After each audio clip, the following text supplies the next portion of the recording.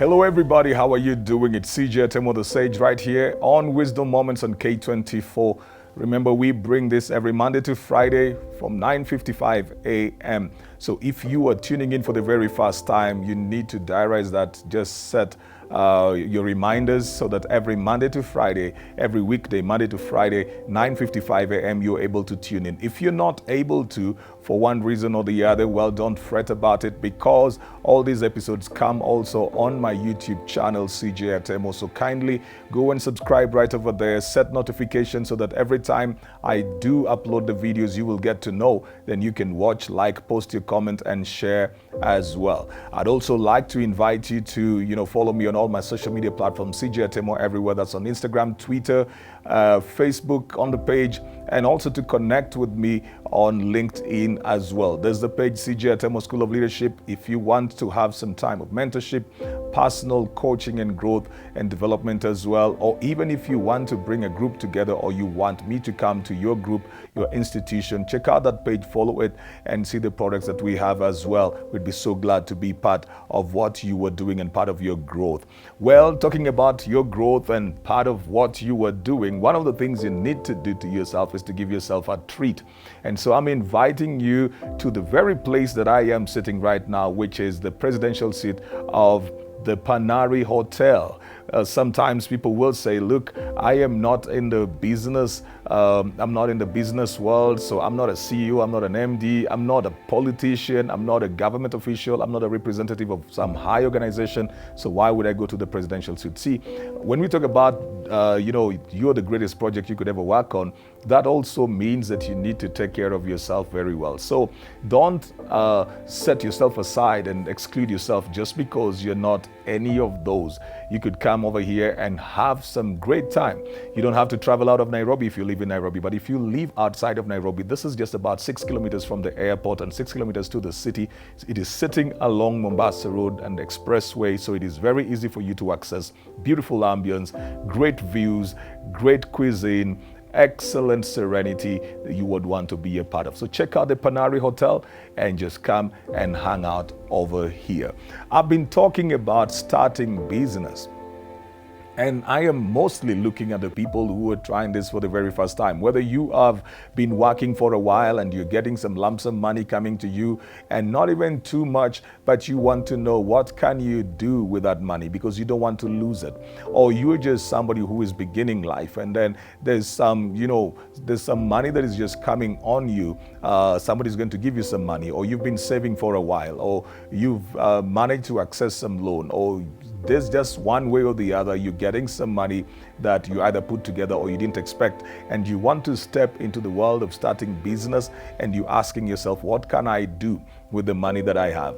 And I would always love to tell people that, you see, it is a good question sometimes that, what can I do with this amount of money? But I always want to think outside of that first, that before I look at what money is available to me, I want to look at certain other factors. So I've been giving several P's as my nuggets here. I say, first of all, identify a problem that you can solve, the problem that is around you. And then I talked about, a product that you can sell, a product that will just not only meet the need, but it will also be something that the people would want to have.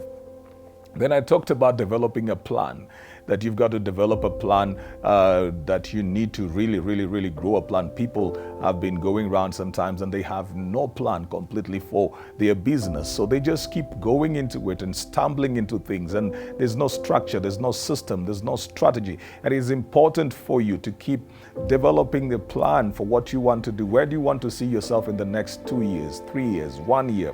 Where do you want to see yourself in the next half year, even before this year closes? You've got to develop a plan, the short term, the mid term, the long term plans. You've got to develop that and grow it. If you do not know how to do that, find somebody who can help you. Find some information. Let it be just something simple, but at least you need to have some structure to what you are doing so that you don't lose money and you don't lose time as well.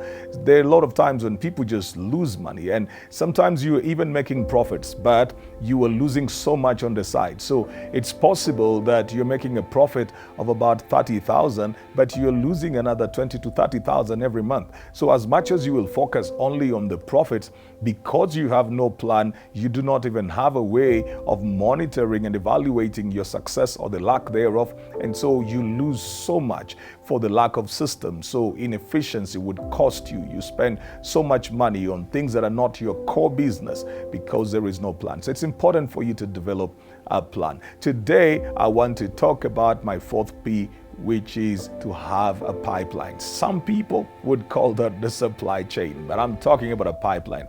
How do you move your product from the place of, and that is in case you have to do that, how do you move it from the place of raw materials to the end user? You know, sometimes when we focus on sales, and sales are very good, and sometimes when we focus on sales, we may not also understand that there are times when you may be having sales, but your products are not even going to the end user. There are a lot of things that happen in business. Your competitor may buy out all your goods and ensure that you don't have any product getting to the end user. So you'd be thinking about how you've been pushing out so much goods, but nobody knows your product.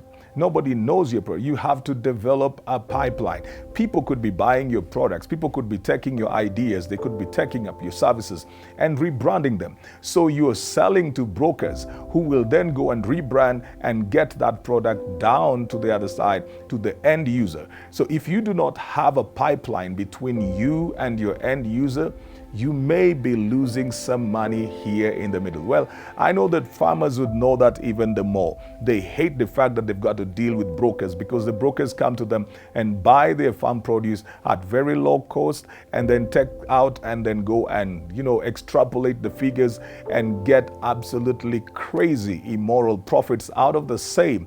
And they leave these guys in abject poverty. So the people in between here, the brokers, make so much money, and they're the ones who are laughing all the way to the bank. It's important for you to develop a pipeline that will enable your products, your services, your goods, your ideas to get to the end user, which then begs the question, who is the end user of your product?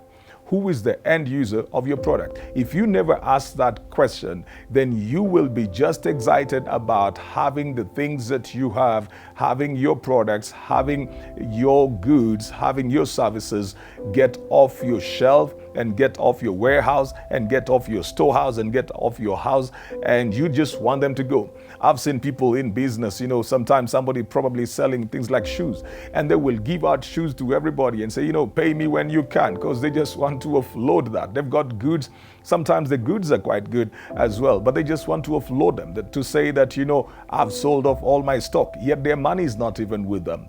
And sometimes the people that they are selling to are not even people who are going to use those things. You have to, and this is the importance of sometimes, not just sometimes, the importance of also having some market research, informal and formal, formal when you can, informal when you cannot afford the formal. But this is the importance of having some market research so that you get to know who is the end user of your product, so that you develop a pipeline between you and the end user.